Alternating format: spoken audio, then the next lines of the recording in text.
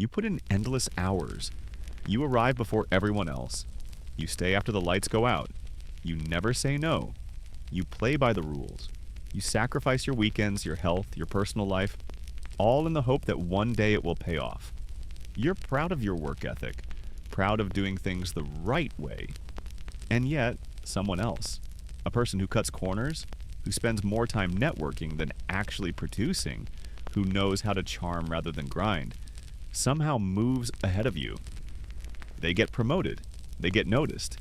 They live the life you thought was waiting for you. And you're left asking, what mistake did I make? But maybe that's not the right question. Maybe the question is, what story was I taught to believe? From childhood, we're told a simple equation. Work hard and you'll succeed. Effort will bring reward. Dedication will eventually be recognized. But what if that formula has always been broken? What if it wasn't a formula at all, but a story? A story designed to keep you working, not winning.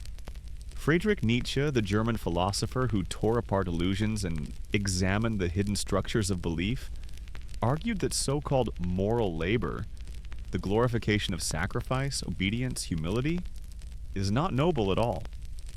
It's a form of psychological imprisonment, a set of values crafted not to empower workers, but to pacify them. Because here's the uncomfortable truth. In a world where outcomes are decided by power, morality is often used as a leash for those who don't have any. You were taught that being virtuous was its own reward, that loyalty would eventually be recognized, that playing fair would bring justice. But the world isn't fair. The world is competitive. The world is political. And the system doesn't reward sacrifice. It rewards leverage. Think about it. Why does the nurse running between patients for 12 hours earn less than the influencer selling a flashy online course? Why does the construction worker who breaks their body for decades retire with almost nothing while a market speculator makes millions in a single afternoon? It's not because you failed. It's because the story you believed was written for you, not by you. A story that told you to keep your head down, to keep serving, to keep waiting. And while you worked, someone else was learning the rules of power. Nietzsche never said you should stop working or that laziness was noble. His point was sharper. Blind obedience is not morality. Suffering without reward is not sacred. Submission is not virtue. He called this mindset slave morality, a worldview born not from strength, but from weakness. It teaches that endurance is purity, that humility is nobility, that sacrifice is holy. And once this belief is embedded, it becomes untouchable. But let's ask the hard questions. If hard work really leads to success, why are the hardest working people so often the most financially insecure? Why are janitors, bus drivers, factory workers, and nurses the ones who keep the world running, struggling paycheck to paycheck, while others who manipulate perception control wealth? The answer is simple. Labor builds the world, but labor does not own it. Those at the top operate in a different arena, the arena of scale, influence, control. A nurse can treat one patient at a time. A hedge fund manager can move billions with a click. The system rewards scale, not sweat. And here's the cruel irony. Society tells workers that suffering is noble, that endurance is honorable, that being quiet, dependable, and selfless makes you the backbone of society.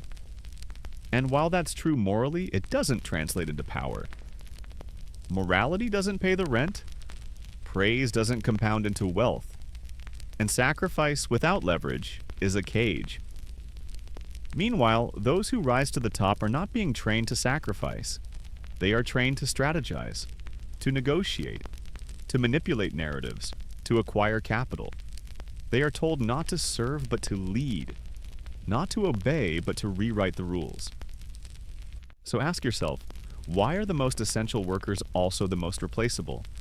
Why does the system preach hard work while funneling rewards elsewhere? Nietzsche would say, because the moral code itself was designed to protect the powerful. It glorifies obedience to keep people quiet. It glorifies sacrifice so that exhaustion feels meaningful instead of unfair. That's why the promise of someday is so powerful. Because it keeps people from rebelling. It makes them wait for recognition that will never come. Psychologists call this the just world fallacy, the belief that the world is fair, that good people are rewarded, that effort always pays off. It comforts us. It makes sense of suffering. But it's not reality.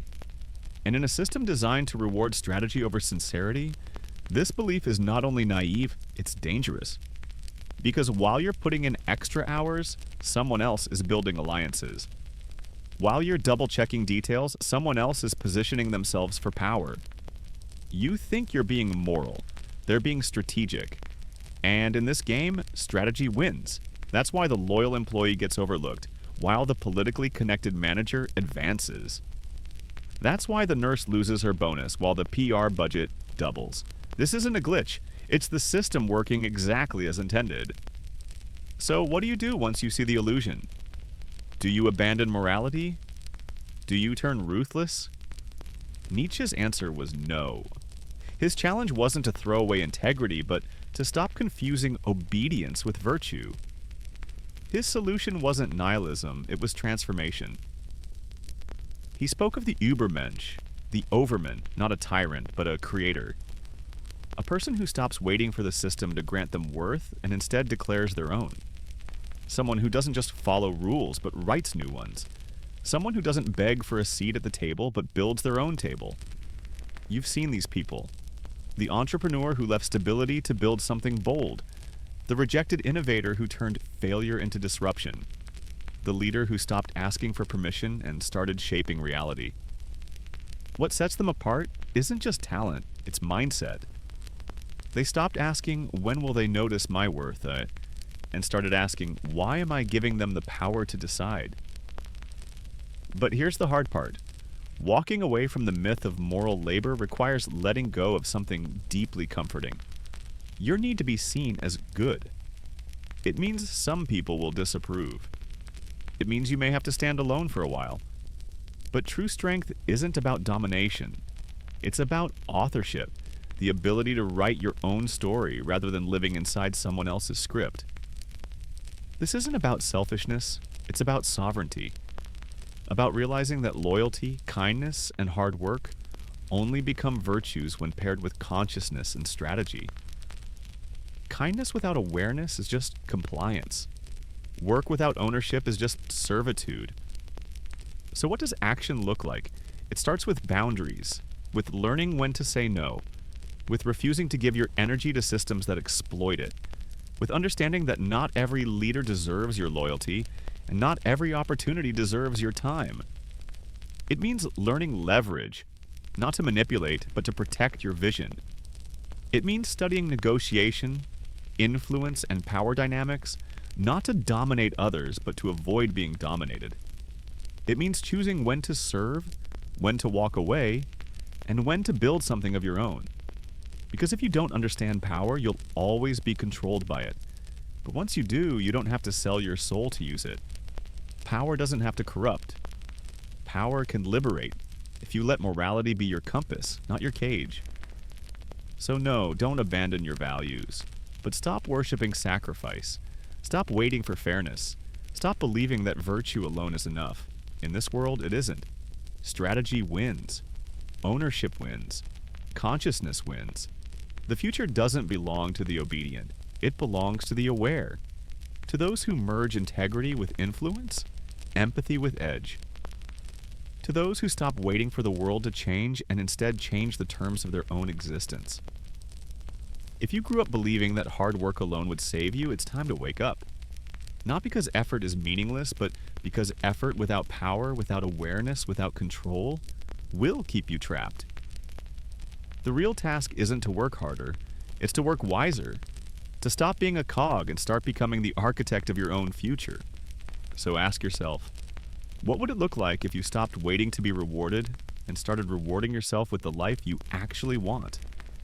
What would it mean to stop asking for permission and start building on your own terms? Because once you stop being a servant of the system, you can finally become the author of something greater.